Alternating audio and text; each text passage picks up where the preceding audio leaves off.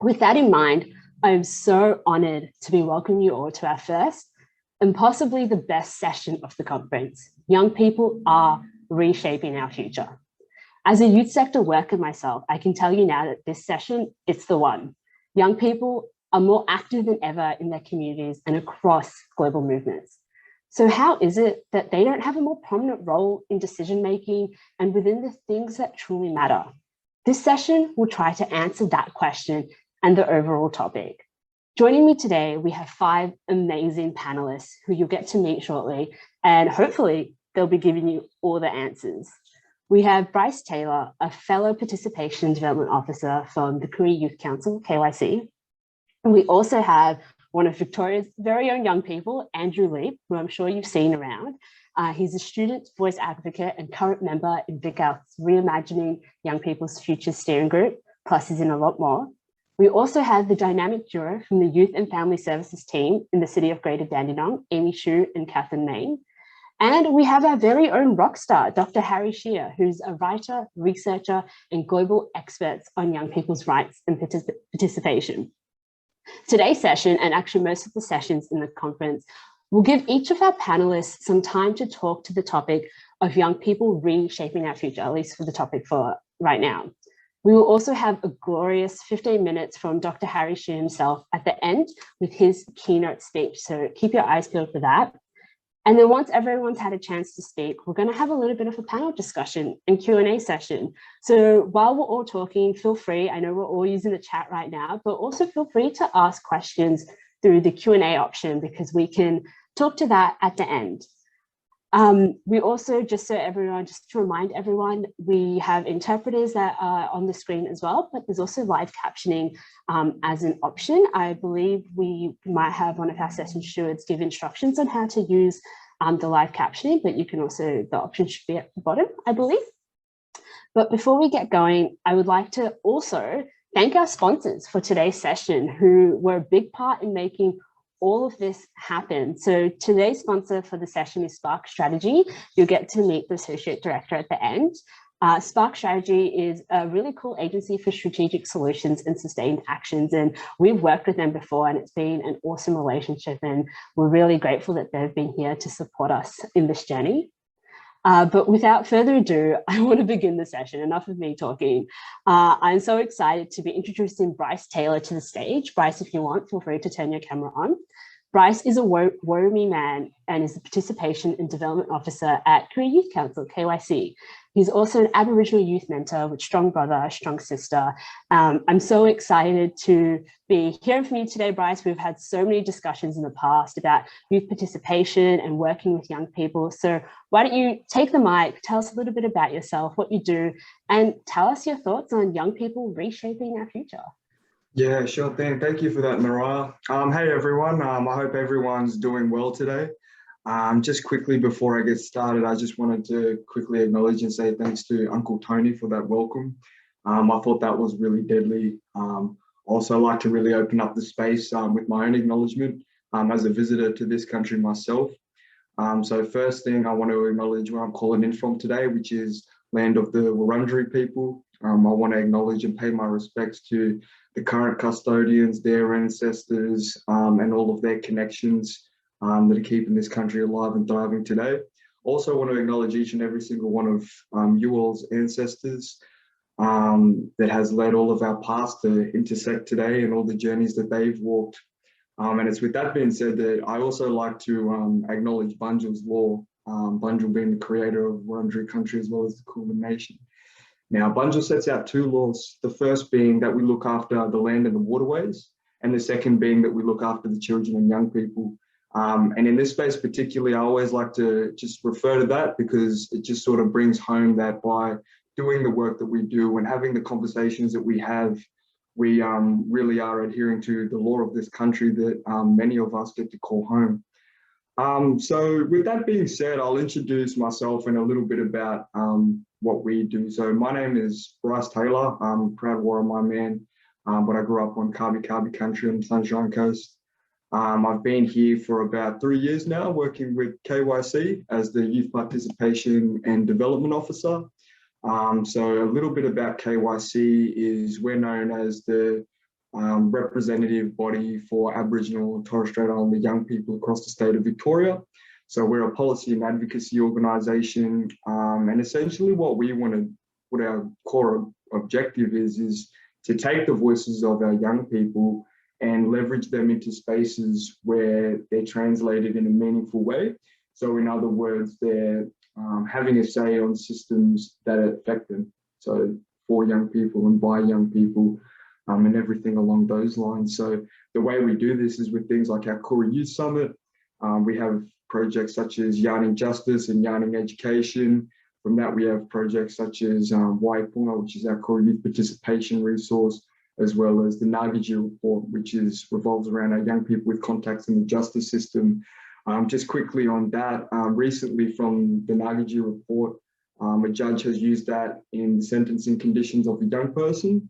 So it's a big win for us because it just goes to show that the work that we do does lead to tangible outcomes. And from my perspective as a youth participation officer, that's a little bit about what I want to talk about.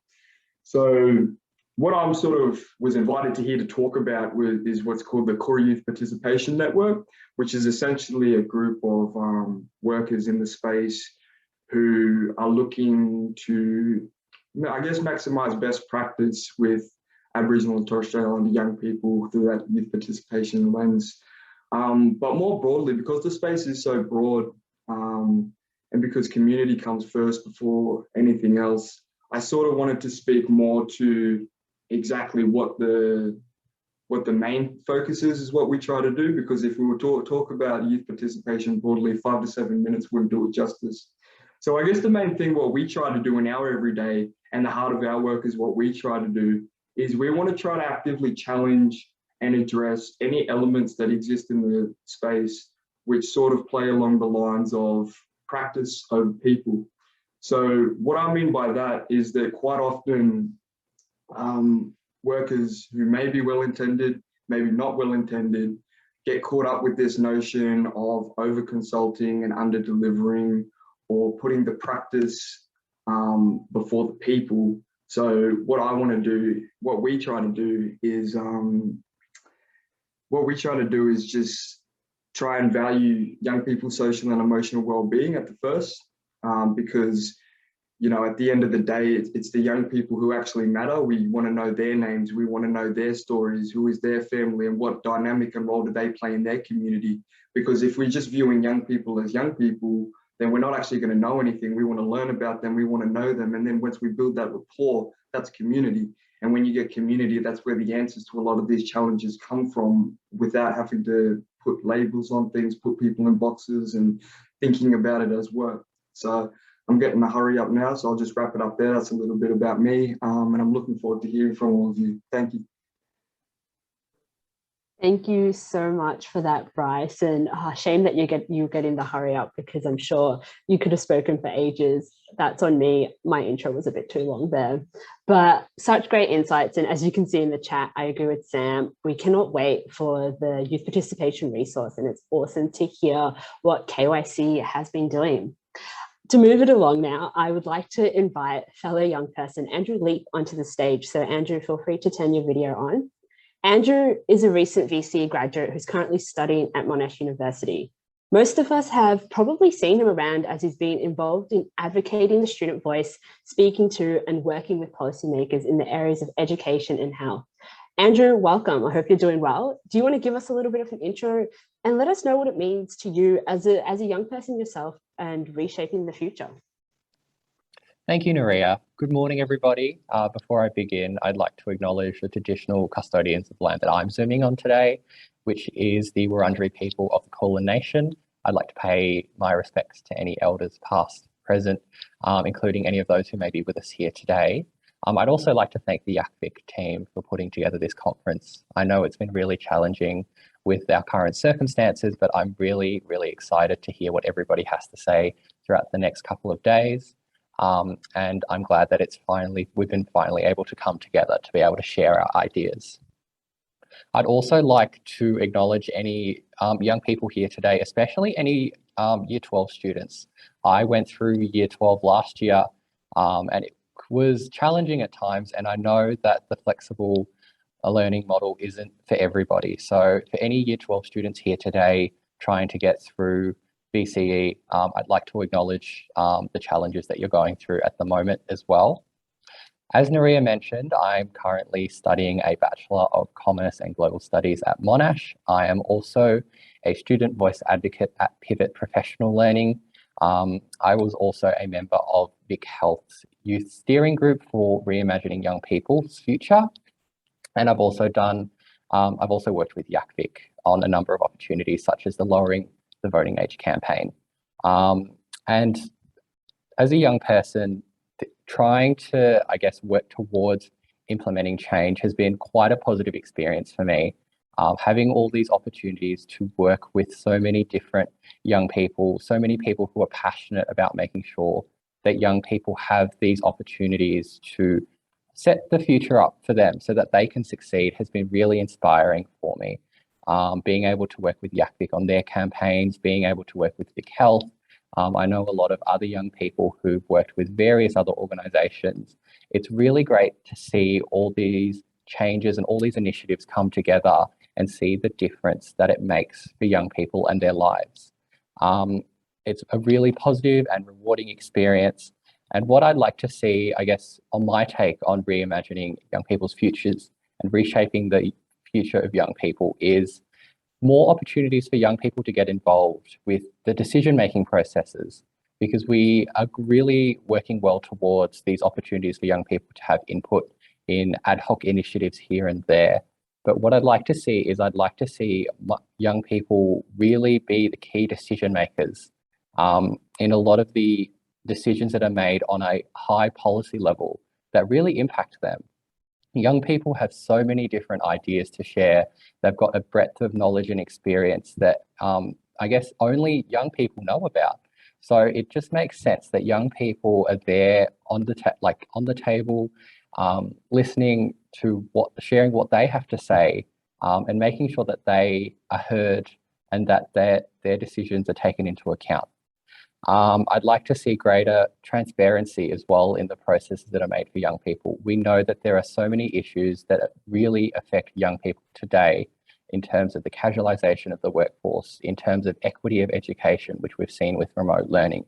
And I'd like to see young people share their opinions and have that opportunity so that we can ensure that they set themselves up to do the best they can for the future.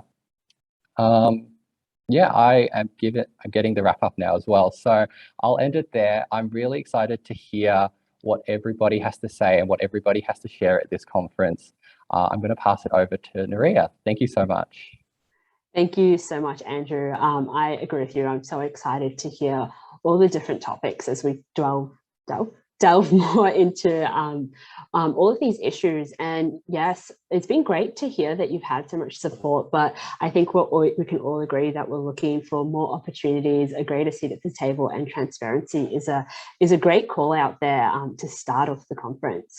I'm really excited to introduce our next guests. But before I do, I just want to remind everyone that the question and answer option at the bottom of your screen is open to ask any specific questions that you have for any of our panelists. We will have about 15 minutes after all our guests speak to answer any questions that you have and talk to anything that you want to talk to. So definitely have a go at asking a cool question. But our next guests are, as I said before, the dynamic duo Harry Shier and Catherine Maine, who are from the Youth and Family Services team in the city of Greater Dandenong.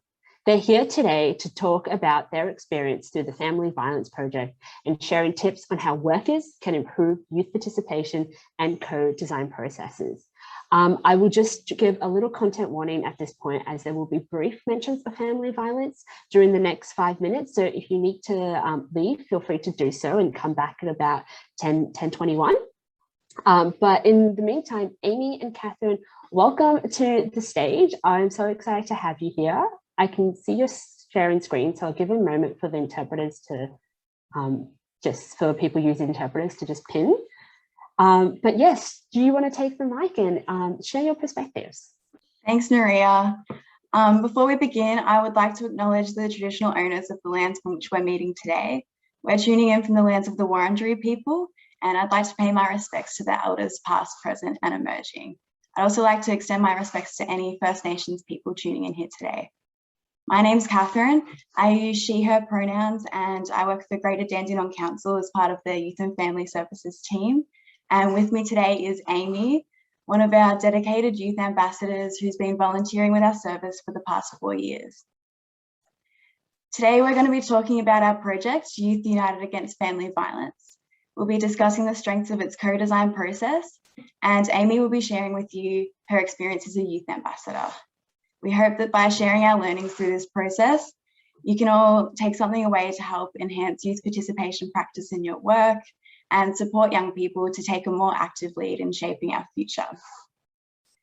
For a bit of background, Youth United Against Family Violence was a youth-led project designed to build the capacity of young people to act as advocates and take a lead in family violence prevention. We recognised the need to amplify young people's voices on this issue that they're deeply impacted by, yet largely do not have a voice. Using a youth participation framework, we recruited 10 youth ambassadors to drive the development and delivery of a prevention campaign, raising awareness of family violence through a unique youth lens. You can see all the young people involved in the project pictured on this slide. We made sure to get a diverse representation of young people from our local community. From my perspective as a worker, there were 3 key features for successful co-design that I want to share with you all today. Firstly, we established strong working relationships with the youth ambassadors. Given the sensitivity of the topic, we recruited a group of young people who were already connected to our service, ensuring that we had a comprehensive understanding of each young person's background and context. We conducted interviews to make sure they were all adequately informed about the nature of the project, and we established young people's lived experience of family violence. This enabled our team to identify any additional supports required and create a safe space for young people to draw on their lived experience, empowering them to be agents for change. The second essential feature was capacity building to equip our youth ambassadors with the necessary skills and knowledge to develop the campaign.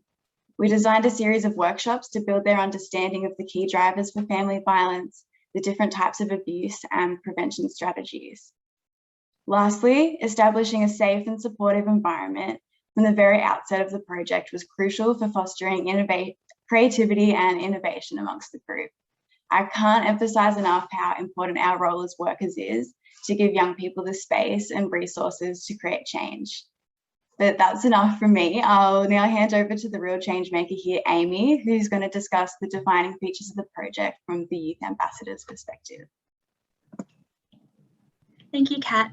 Hi everyone, my name is Amy and I use she, her pronouns. So picking up from where Kat left off, I'm going to go into a bit more detail about the steps we took to develop our campaign and what made it uniquely impactful.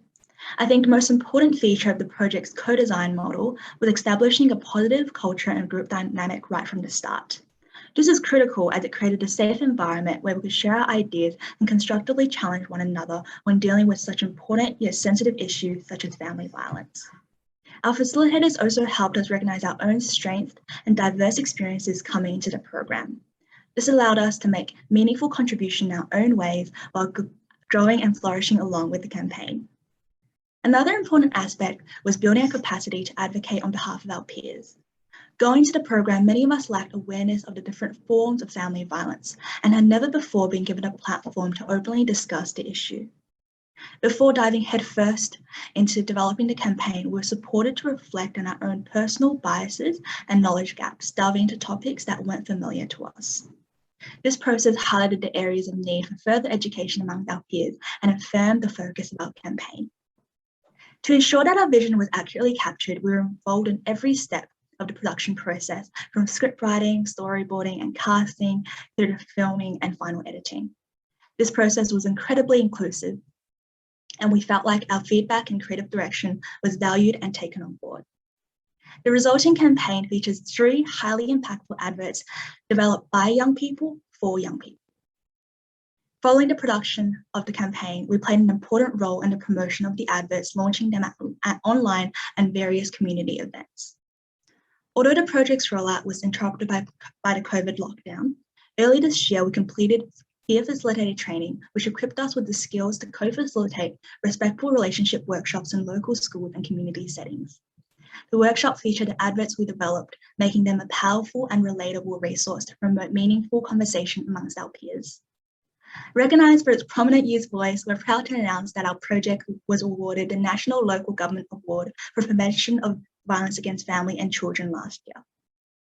This is a really rewarding experience, and we're excited to see how the project legacy will continue to benefit the lives of young people and in our community and beyond. In conclusion, I would like to leave you with 2 key messages to help inform your work with young people. Firstly, to produce relevant information that resonates with young people, you must recognise and support young people as content creators for their peers. This should not only involve consulting with us, but creating opportunities for us to take an active lead in designing and implementing solutions.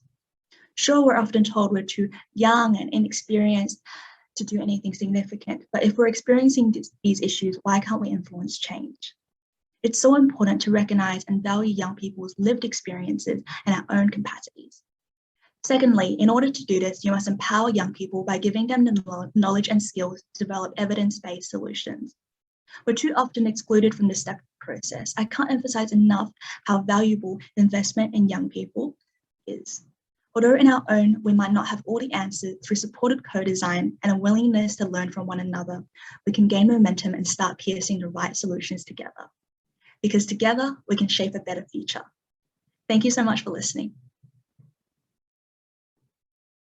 Thank you so much, Amy and Kat. And we do have this recorded, but I wish I could just replay that last bit, Amy, with just such clear, amazing instructions on how to include young people in co-design. And yes, as you said, lived experience is everything, and trusting on the expertise of young people. And the quote that you said, investing in young people, I could not give more snaps to that. So thank you so much for sharing your insights. Right now, I'm really, really excited to introduce our keynote speaker, who I am a massive personal fan of and very, very excited to be in this room. But we have the marvelous Dr. Harry Shier here today, our very own Dr. Harry, who is a writer, researcher, facilitator, and commentator on children's rights, participation, and play. He is the mind behind the infamous Shier's Pathways to Participation, which many of us are very familiar with.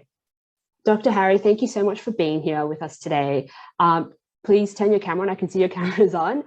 Feel free to take it away.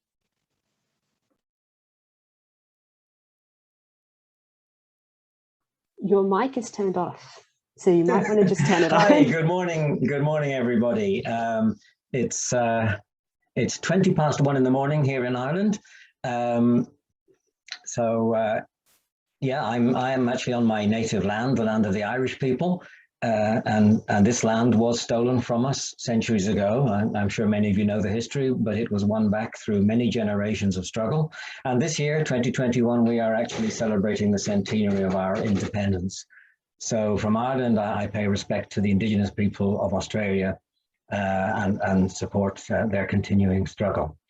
I've prepared a PowerPoint for my talk, so I'm going to share a screen with you now. So please bear with me for a second while I do that.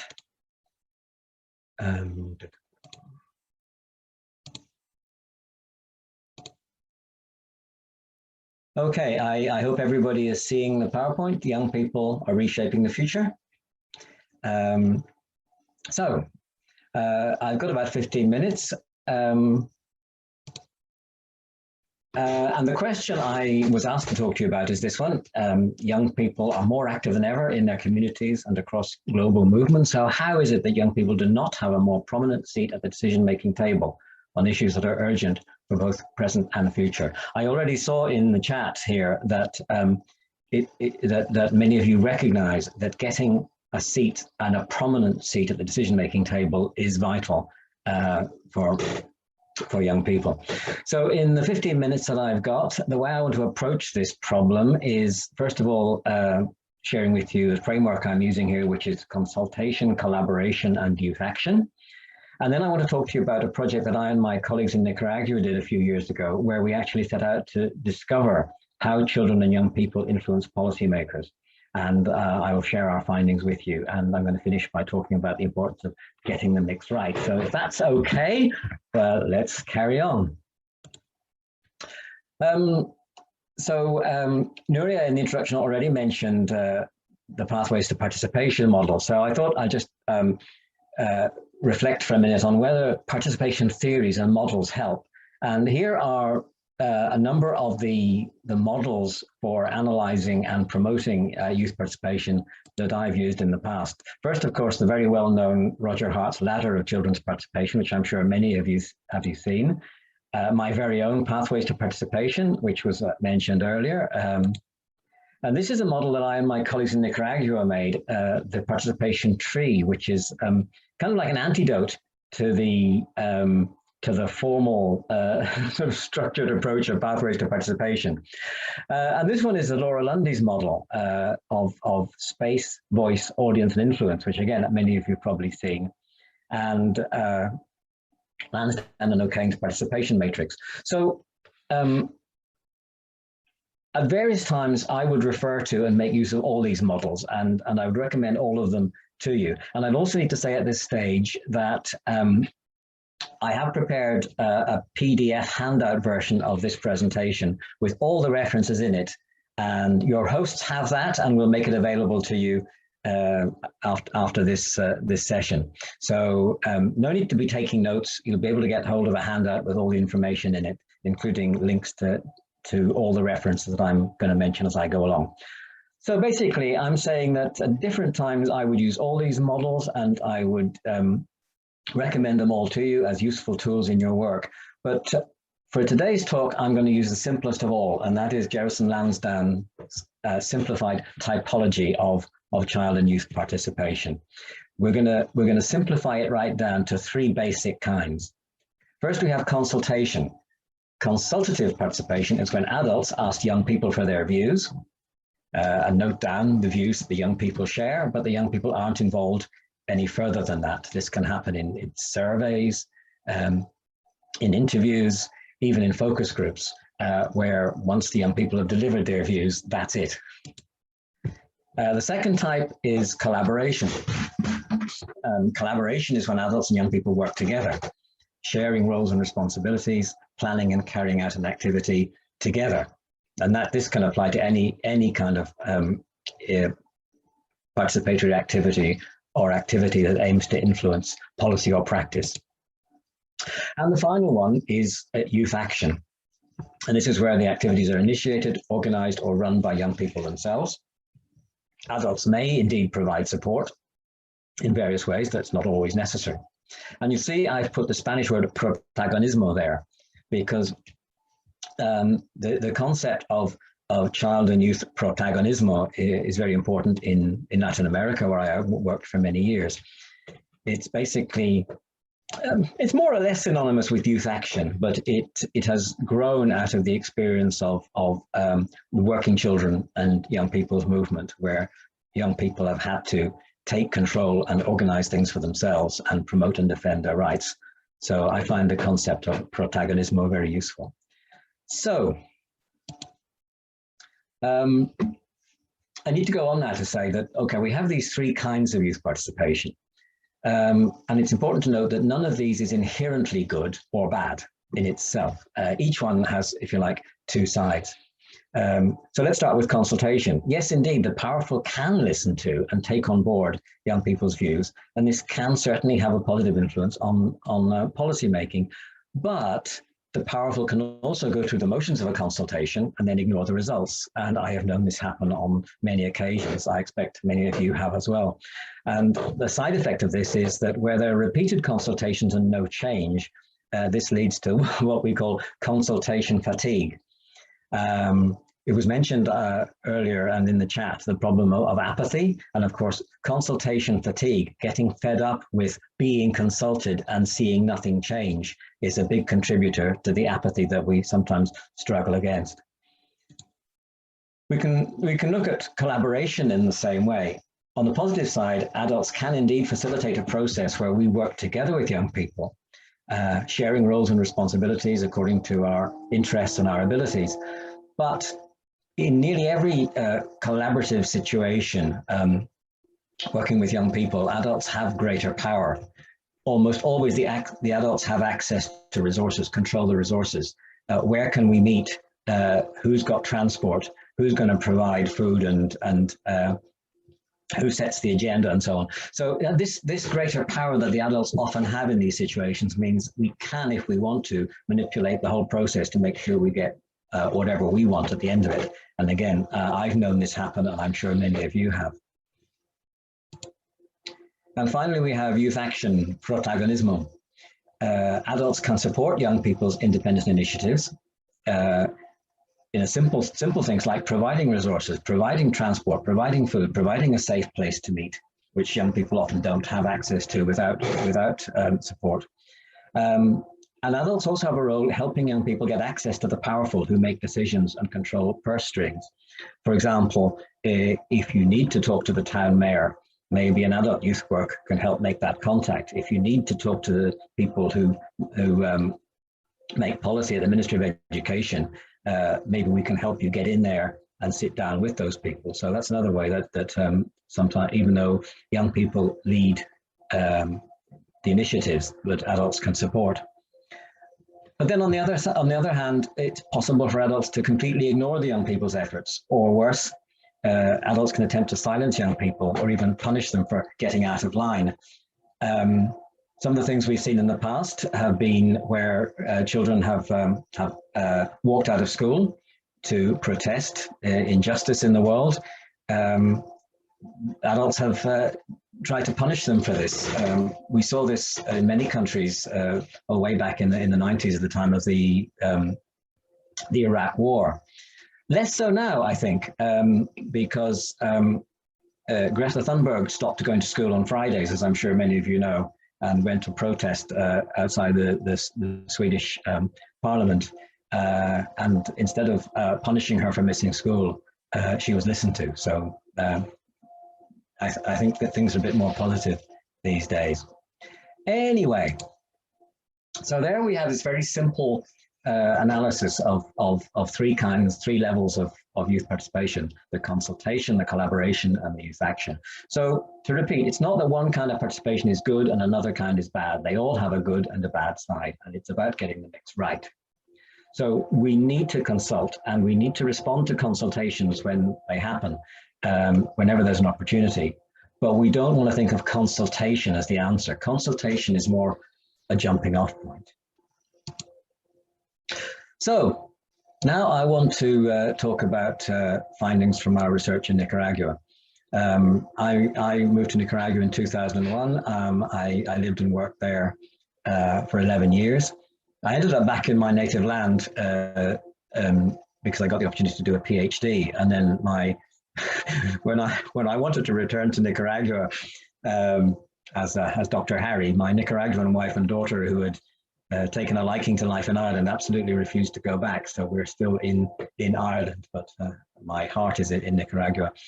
And in case anybody doesn't know where Nicaragua is, here's a map. I had to search quite a bit online to find a picture of the world that included both Victoria and Nicaragua on it, but I did find one. So yeah, it's a long way. So the research I want to talk to you about is a project called How Children and Young People Influence Policymakers in Nicaragua.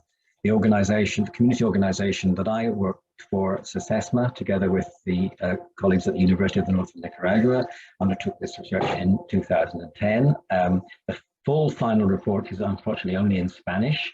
There's also a child-friendly report, so if your Spanish is not up to the full report, it might be okay for the child-friendly report. But we have published a summary in English, which appeared as an article in Children and Society Journal. And I repeat, all these references, links to all these references are in the handout version of this presentation that will be available to you afterwards. So you'll be able to follow that up if you want. So how we did the research. Adults and children, this was collaborative research, adults and children working together, collaborating to analyze 4 case studies where it was known for certain that children and young people had a direct influence on public policy.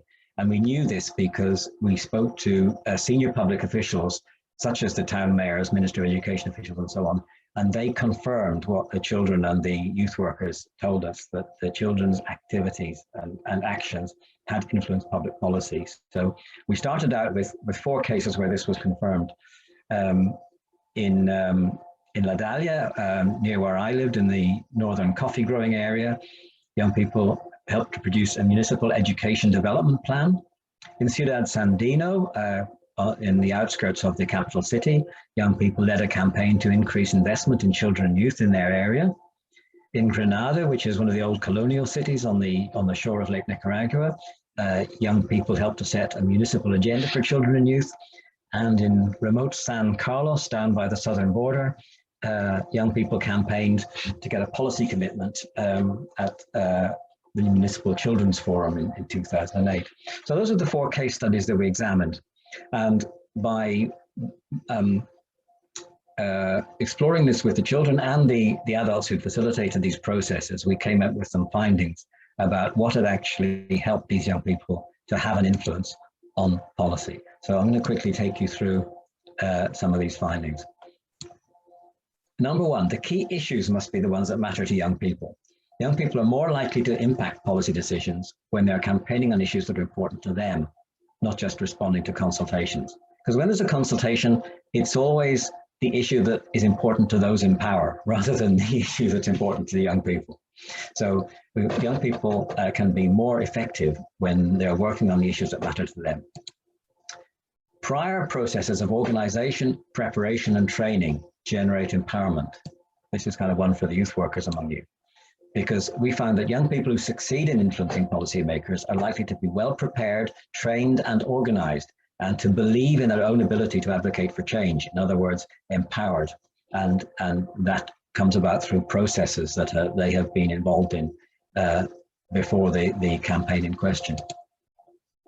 Young people need their own organizing spaces, spaces where they make the decisions. Now, these young people's organizing spaces may be facilitated or supported by adults, or they may not be. But the important thing is the spaces belong to the young people and they control and make the decisions. And they can use these spaces as springboards to approach adult decision makers with confidence and knowledge of the issues. We found that existing youth consultative structures, such as youth councils, school student councils, and so on, can be an important part of this, but often they themselves need to change.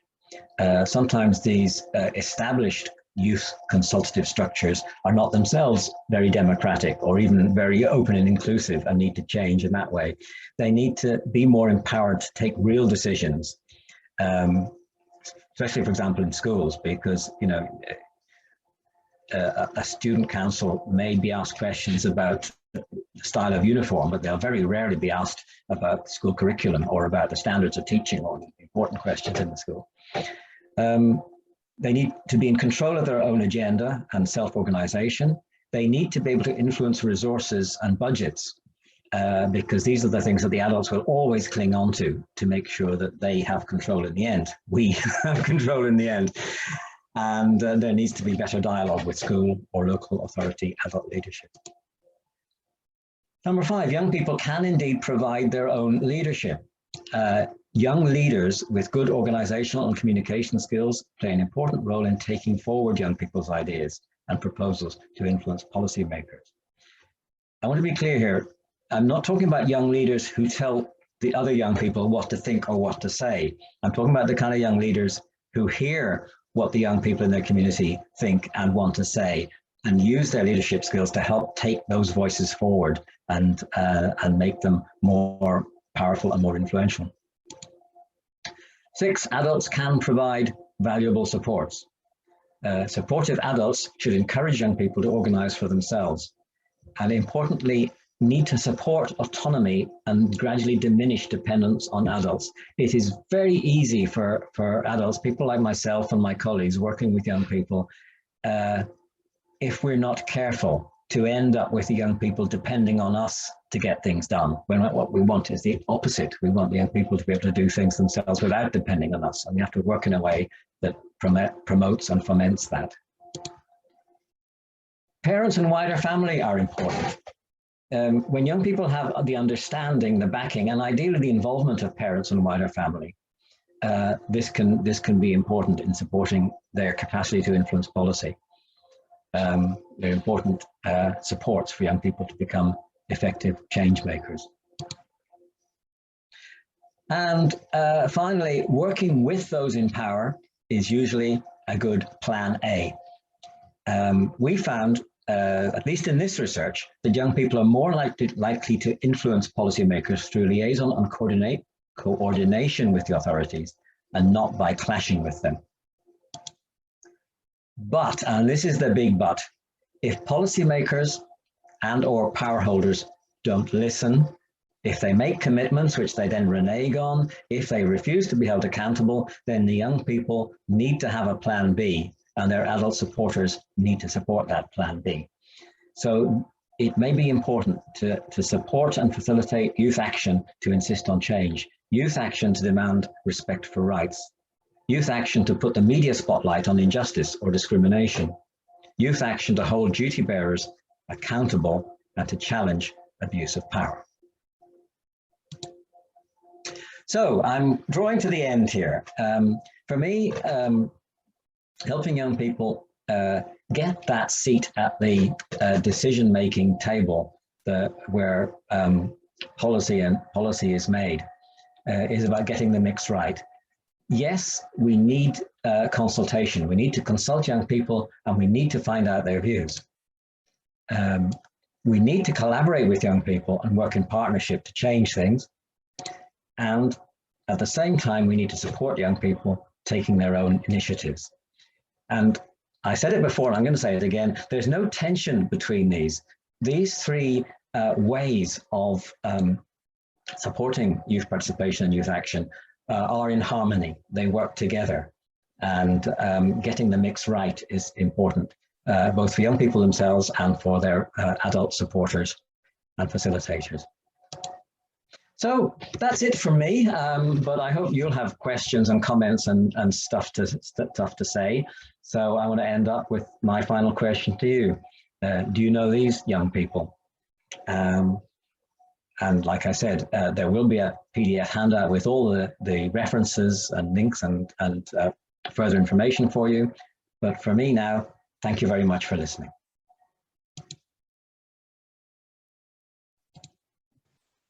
Thank you so much, Harry, Dr. Harry. That was amazing.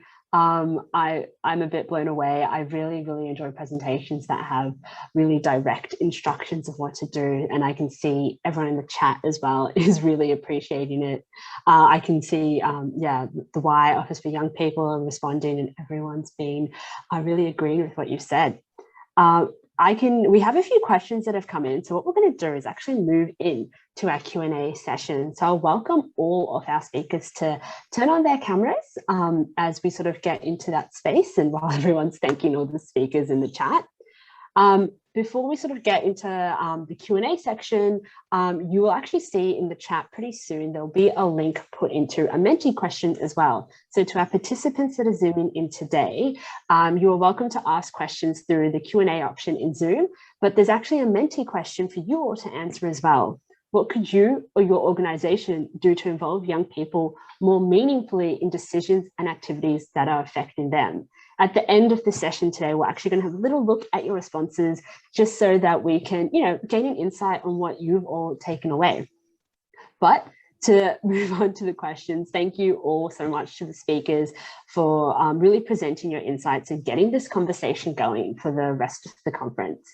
The first question I have, and I think I'm going to direct this question to Andrew and Amy at the start as the resident young people, though I think there are a few more young people in the room, as the resident young people in this chat. But talking to the model that Harry just spoke about, speaking to consultation, collaboration, and youth action. As young advocates yourself and working sort of in the youth sector, empowering young people, what have been your experiences with those different models? Andrew, did you want to have a go answering first? Yeah, excellent question. I've had quite a number of experiences across the different stages of that model. For example, I've been on the school council of my school back when I was still in school. And that was an interesting experience because that was the first time our school had actually had student members on the council. And for me, I feel like it was interesting because I learned a lot about how the school functions, but at the same time as well, I feel like I didn't really have much of an opportunity to, I guess, share what my students think, because a lot of the way that our council was structured was that it was a lot of more just the admin side of things. And I feel like that was probably on that lower end of the model. Whereas on the other hand, I've also had experience working with VicHealth, sorry, in terms of the Reimagining Young People's Future Youth Steering Group, where we had a lot of say in terms of the way that the project went, how we would put things together. We had a lot of support in that direction. And for me, it's just quite interesting to see the variations between different projects on that model and how involved young people are. And I think what we really need is more training and more support for schools, for different organizations, to make sure that we can really get young people involved in the best way possible, to make sure that they are making a meaningful difference. Because it's unfortunate that sometimes young people are used just as a tick box. We've got young people there, and that's great, let's move on. But when we're able to really have the opportunity to contribute, I think that's really important, because we see a lot of really good insights, a lot of good perspectives, and young people are able to contribute as well, as much as everybody else in society as well. So I think that's really important. Thank you so much, Andrew. Amy, did you want to share any thoughts as well? Yeah, sure. I completely resonate with the model and Andrew's experience. I've had a fair share of experiences ranging all across that spectrum, from like just consulting to collaboration to youth-led action. I think, like Dr. Harry said, there are pros and cons to all of those different models, but I think it really, for me personally, and what our project and campaign was based off, it was the more collaborative model. And I think that is the most empowering, because just like Andrew said, when it's just consulting, it feels like you're a token box to tick. We've like talked to the young people, they're happy with this. You're not as involved in the process. And then on the opposite end of the spectrum with youth-led action, what you have is you can have really isolated grassroots startups.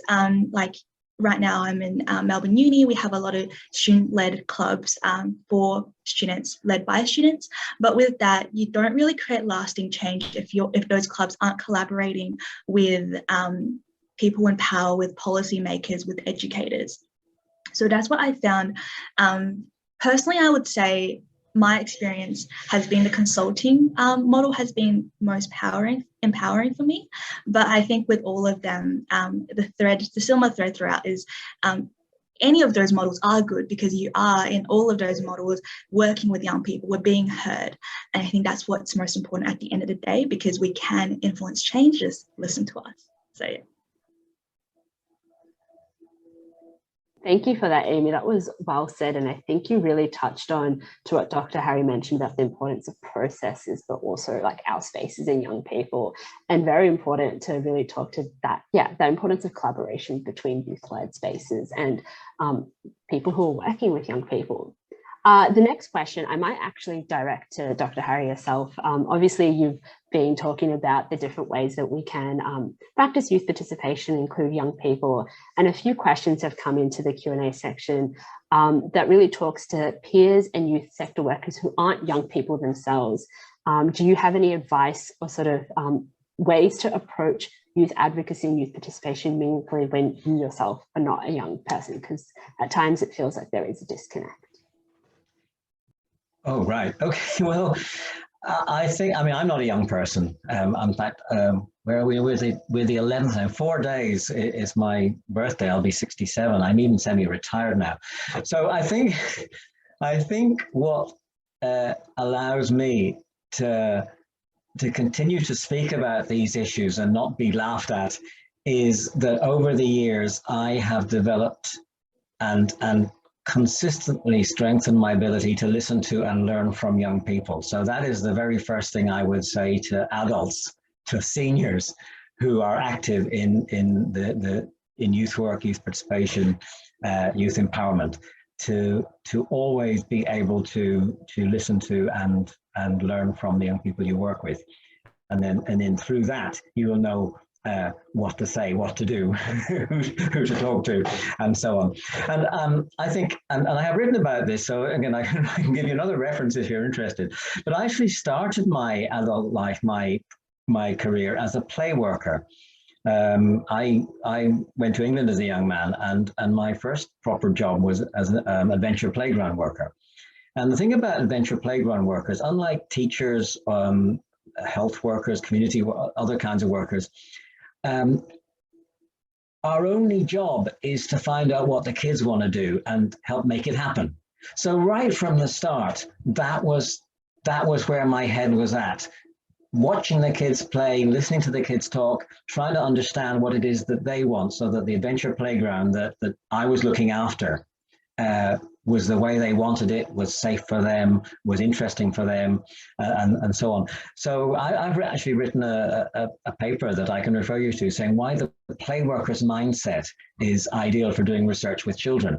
It's this thing about not pushing my own agenda, not being clear in my head what I want to see happen. Because if I have a clear agenda and I'm trying to push for results that I'm after, I'm not going to hear and understand what the young people are after, and I'm not able to help them get what they're after. So that would be my answer to that question. Thank you so much. That helps. No, I think that was a very succinct answer, and very, very true to really come from that on-the-ground experience, where I believe a lot of us as youth sector workers have. In essence of time, I don't have much time left, and I'm getting messages from the tech gods to press on. So I have one question left that I'm actually going to direct to Bryce and Kat. As youth sector workers yourselves and working within the youth sector, how would you sort of give in your own perspective into including those models that Harry mentioned and working with the specific groups that you do? Bryce, did you want to have a go first? Yeah, so I can just sort of give an example.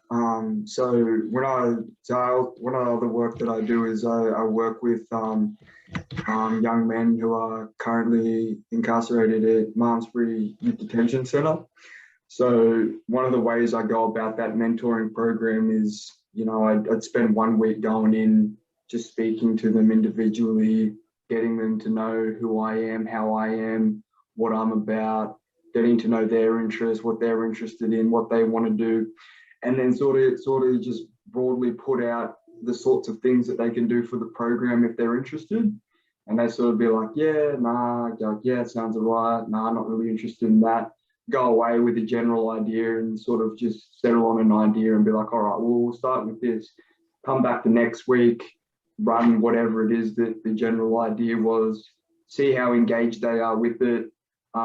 If from them actually doing something, participating in something, you know, they can reflect back to you how engaged with that they are. So if they're a little bit engaged, but you could do this or you could do that, you just take that feedback and come back. So for instance, the first session might have been like a hip hop session where I bring in someone, they run through writing and things like that. Some of the lads aren't interested in writing, but they like to draw. They're all pretty good with drawing. So then the next session is centered around that. You know what I mean? So it's sort of like giving them the tools to do what they want to do, and from them actually doing it, engaging with it, participating in it, then you can build on it and make them even more engaged or even more into it, because they can see that you're responding to what they need, what they're saying. So yeah, I guess that's a bit of a rundown about how you apply those models.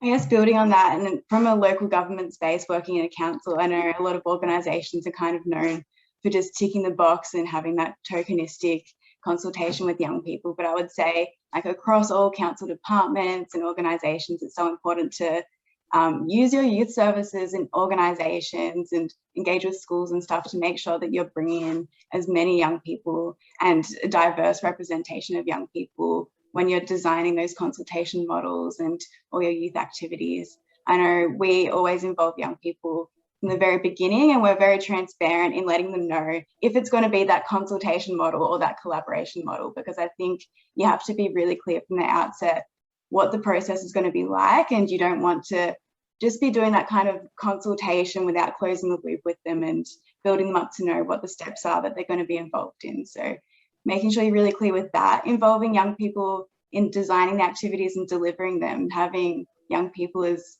you know, your consultants and your facilitators to make sure that you're including them in the best way possible. I think just, yeah, including them in as many steps of the process as possible, for sure. Thank you so much, Bryce and Kat. Really insightful words, and great to hear it come from directly from your own perspectives. I'd like to really give the mic to our sponsor, Heather Morecroft, who is the Associate Director of Spark Strategy. You have helped support this journey for us, so I'd love to hear a few words from you as well. Thank you so much, Naraya. And just to say what a phenomenal job you've done facilitating this panel. I just think you've been exceptional. And all the speakers, I've been furiously, like a few other people, jotting down notes. And just a couple of the quotes that stood out to me. Community comes first before everything else, just like a real punch in the gut in a really good way. Lived experience is everything. And then just the one word, protagonismo. Oh, I just feel that's really, really going to stay with me. So thank you so much, everyone. It's been such an inspiring start to the day. Sort of wish every Wednesday was like this. I would also like to acknowledge the traditional custodians of the land on which we're all meeting. For myself, that's the Wurundjeri people of the Kulin Nation. My name's Heather. I use she, her pronouns. And as Naraya said, I'm the Associate Director at Spark Strategy. We're a full-purpose consultancy, and we've been really, really lucky to work with a number of youth sector organisations, YACVIC, Youth Projects, FYA, and a number of local government agencies across the state. And I was just thinking in a few minutes, how can we add a bit of value here? And I think it's really about that big picture. How do we as youth workers, as youth sector organisations, look at the big picture?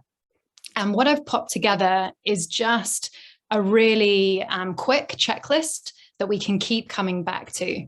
So I'll just share that with you really quickly. So first of all, we're all working for for-purpose organisations. Of course, the first thing on the list is impact. And we know that young people have had a massive year or 2 years in good ways and bad. Mental health, education, employment, social connection. And in many instances, young people are going to be some of the last to get the COVID vaccine. And so it's really important. And I think all of this morning has emphasized, what are young people telling us? What are their hopes? What are their dreams? What are their needs? What are their challenges? And what's changed? Because it's been such a time of upheaval. Then I think as organizations, there's a question of, are we spread too thin? Do we need to go back to where we can have the greatest impact? Or do we want to expand and look at gaps and look at new opportunities for purpose? Next, people, volunteers, board, all of you, your bosses, your colleagues, everyone. It's been a hell of a year for us as individuals. I'd like to acknowledge many of you will have been frontline workers for the last 18 months, and there's significant risk involved in that. And then for many of us, we've been working at home, and there's challenges there with, homeschooling, new technology, isolation, as well as all the other things like PPE and job losses and just all of that. So really checking, how are your teammates? How is your manager? How are the people you're managing? And how are we benefiting and supporting them? We work in human services, so we need to look after our people. Next on the list, financial resilience. Generally, lots of people in the chat have been talking about remuneration. We need money for lots of things that we do. And at Spark, we really think you shouldn't be looking at your funding model. You should be looking at your value. So what problems are you existing to solve? Who for at the moment? And who else are those problems relevant to? And then that can translate to new revenue streams and new funders and customers. And finally, and I toyed with this language, I know enablers, for those of you working in the AOD space, won't necessarily be a positive thing, but here we're talking about those foundations and approaches that drive success, that drive impact. So lots of us have upskilled digitally. YACVIC have done a phenomenal job running this conference online, and just like to acknowledge their great work there. But what's the next tech step? Where are we going from here? I think another thing we saw last year was quite a lot of organizations went a bit insular with COVID. We went, how do we fix our own policies and procedures? So now's the time to lift your head up. Who's our tribe? Who else can we work with? And are any of our existing partnerships not serving us? And then other things, we're going to have the new VicGov Youth Strategy. Where does your organization fit in that? And where do you fit in broader frameworks like the Sustainable Development Goals, like donor economics? Where does the youth sector and where do you fit into that? I'll just stop sharing, but actually maybe before I do that, I've popped all these questions on the slides and I understand they'll be in the Hopin platform. And then I've just also popped a few more resources. And I know Dr. Harry had popped a link to his website as well, which looks great. And then some contact details as well, if when the time comes you want to go for a coffee or just kick around some ideas. So I will leave it at that. And Nuria, hand back to you to wrap us up. Thank you so much. And I think that's a perfect way to really end this session as we empower us to really practice youth participation and working in the youth sector. So thank you so much, Heather, and thank you everyone at Spark Strategy. We really appreciate it. I want to also thank all our amazing speakers. It's been really insightful and a little bit of a shame that we've only had just under an hour to talk to you all, because I'm sure it could be much longer than that. I also just wanted to quickly give a little shout out to the Youth Workers Association, who with their support meant that we were able to have Harry speak with us today. Before we fully wrap up, I just wanted to take a moment to just, as you can see on the screen right now, we can see the Menti results of you, the audiences, and what you have been saying to be working more meaningfully in your sector. We might be sending these out, really insightful insights to attendees later on, but they're just on the screen while I talk. But with that, I'm very, very happy to be closing off this amazing session. The chat has been popping and I hope everyone's been reading what's been happening there, because it's been really cool to hear everyone's insights. You'll be able to see what's happening for the rest of the day through our schedule available on Hopin, and any resources or information that's been said at any point today will also be available in Hopin, so definitely have a look. And then you'll have the choice to go between different sessions and streams that are happening, and you can see the schedule. The Zoom links will be available through Hopin, and also we post it in the event chat in the appropriate times. That's the easiest way to go